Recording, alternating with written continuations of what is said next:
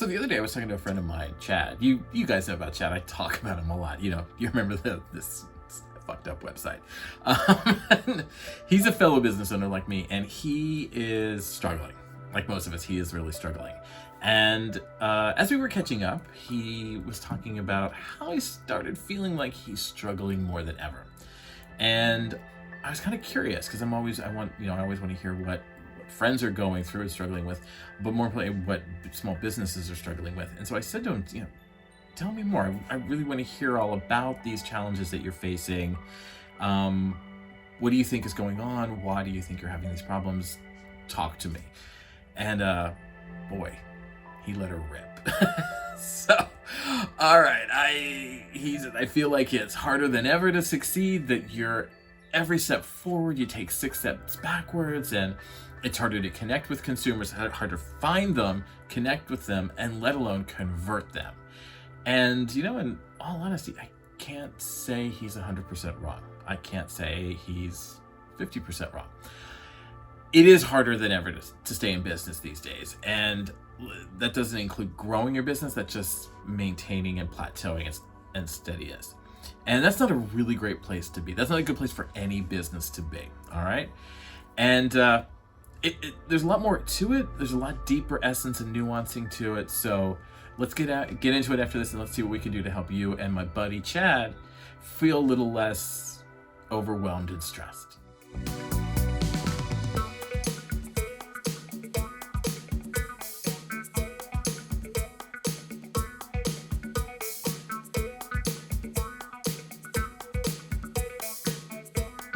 Welcome back. I'm E.H. Howard, and this is the Small Business Show. Hope you're doing well. All right, so as I was saying, I was talking to my buddy Chad the other day, and he was mentioning that he feels more than ever it is harder and harder and harder to run your small home or solopreneur business. And just to get things out of the way at the beginning, I'm going to just say small business. Small home solopreneur business is a mouthful sometimes to say in a sentence. So when I say small business, that's what I mean. Thank you. Okay, so he's feeling like it's harder than ever to be and run a small home business. And, he's not wrong. I can't disagree with him. I feel his pain in my business as well. And, there's a lot of talk about supply chain issues, and there's a lot of talk about inflation and all of those things. And that's just surface quality, all right? That's just on top of it.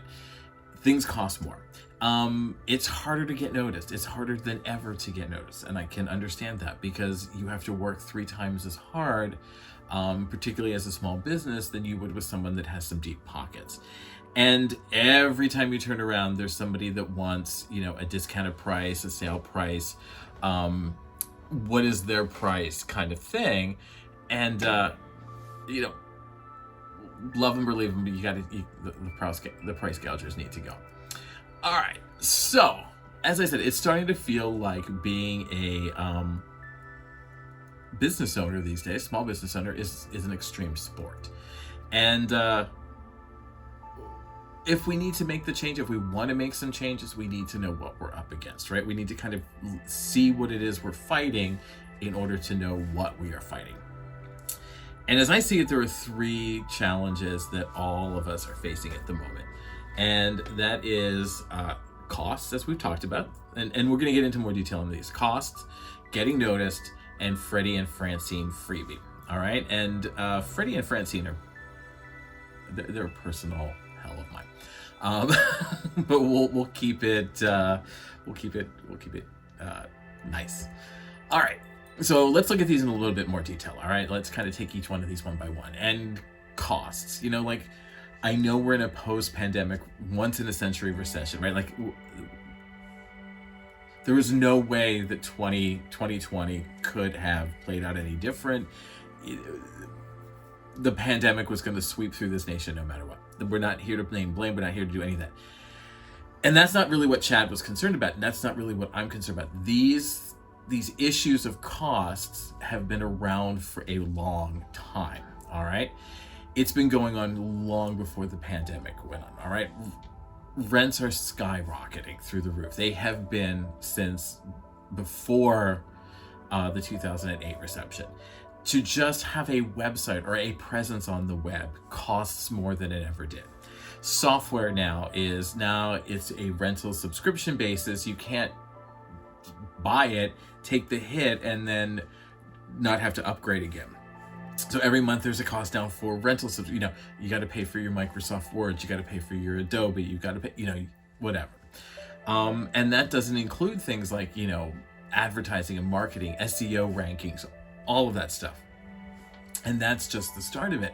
And then you combine that with getting noticed. You need to get seen. And, I've talked to people before and they're like, I just don't have the time to be on social media. And I get that's not true, but I get where they're coming from in that it feels like you have to be on there 24/7 to make any kind of movement or momentum. If you are not constantly in people's faces, the prevailing thinking is you will not be noticed. You need to get that person, like all the people are scrolling through their feed. It doesn't matter how many times you're in there. You just get to get them to look at that one, and you never know when that's going to be. But who's got time for that? Nobody's got time for that. All right. SEO and rankings, where you fund on the web page, all of that stuff, it costs money, it costs time. All right. And those are things that you have very little supply of. Now, the big one, and I know if you are in the creative industry, if you're in the creative field, if you do anything as like wedding planning, all that, any of that stuff, this has got to be a huge problem for you. And that is Freddie and Francine Freebie. All right. I am tired of people calling you up and saying, who just met you. All right. The idea of a discount, the idea of, and I don't know, maybe it's my fucked up thinking. To me, the idea, if I'm going to give somebody a discount, it is a reward for loyalty. It is a reward for being a valid and appreciated customer of mine. It is not because you just walked in off the street like somebody and you think in your head you deserve it. I don't know you from freaking Adam. Why should I give you a discount? I don't know you. I don't even know if you're ever going to come back. That's the point of a discount. And when people go and ask you constantly, can I have a discount? You're like, no. You are taking money away from that business. All right. If you ask a creative person to do something for free because it's what they love to do and they're passionate about, screw you. That's how they pay the bills. Just because you're not happy doing what you like to do doesn't mean that they can't make money being happy and passionate about what they love to do. They are not going to do it for free in any way, shape, or form. All right. Now, those are all valid issues that we all face in our businesses. We all have at least some combination of that in our businesses. And obviously, Chad and I have been around for a while. I know I look, in my early 20s, but I also have the benefit of age and perspective. All right. I can see the past as the past. Most of us review the past through modern times, so we tend to make the past rosier than it is. We tend to romanticize the past. Things were better back in the day. Back in the day, right? Let me tell you, back in the day was not so great, all right? People that are, loving the 80s, it wasn't so great. Let me just tell you, it wasn't so great. But the core problems that we're facing, how they manifest themselves, those aren't new. All right. So let's kind of talk about this again. Let's start with costs. All right. We didn't have the internet. We didn't have the web. We didn't have DoorDash. We didn't have all of that. All right. We didn't have SEO rankings, social media, none of that. That didn't mean we didn't have to advertise. It didn't mean we didn't have to sell our businesses. It just meant now we had print, radio, TV. Ka-ching, ka-ching, ka-ching. We had rent. Rent wasn't cheap. Don't let anybody tell you that rent was any cheaper in 1984 than it is now, because it wasn't, I'll tell you. Insurance for businesses wasn't cheap. You had to still deal with City Hall to get licensing and permits, et cetera, et cetera. All right? At least nowadays, when you deal with some of these, insurance agencies in City Hall, it's a little bit more bureaucratic. It's less more greasing the palms like it used to be back in the old day. But when you're looking backwards and from times that you think are really trying, yeah, I can see how the 80s look great. Any sales and marketing we did back then was personal. It was about me getting out there and talking to people. We didn't have influencers. We didn't have social media. You had to get out there and talk to people. Word of mouth marketing was all we had. It's all we had. And in most cases, sometimes that even wasn't necessarily always free though. You had to like, I'll do for you, you do for me. Now, you still had to get out there. You still had to market yourself. But because there was a sense of community, you were seeing people more. You would see people at baseball, at your kids' sports games or Little League. You would see them at church, the bakery. You would see them at dinner on Saturday. You were constantly running into people. You were having conversations with them, and you were getting to know each other, even if it wasn't about business. You were building a deep personal relationship with a consumer. Exactly what networking should be about. That was the only upside. People were out more, they were about more, and it was easier to sell people word of mouth wise on your business. All right? Things haven't changed that much. And when I asked Chad that, he was like, yeah, things, they haven't changed that much. They really haven't. And so I asked Chad a couple of questions, and I kind of want to ask you guys the same thing. So think about this. The game is slightly different, but it hasn't changed. Fundamentally, it is the same game. What do you think has changed? And I could hear Chad talk, mulling it over. I could see the wheels going. I said, let me ask you this then.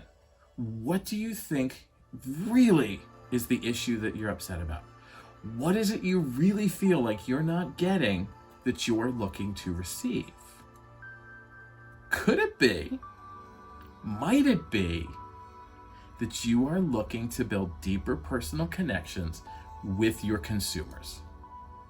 Might it be you are looking to feel valued and appreciated from consumers who are ideal and right for your business? Do you think it might be what you're feeling is a natural reaction to the disconnected and tuned out consumers? The zombie shoppers? The zombie consumer?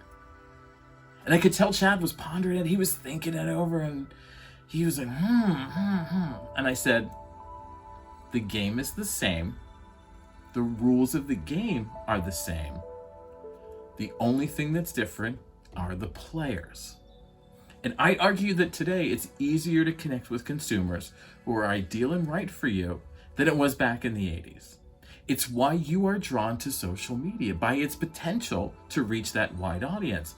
But it also allows you to speak direct to people who want to hear what you have to say, who want to buy what you are selling. You are looking about connecting with a consumer on a deeper level. You don't see consumers as transactional.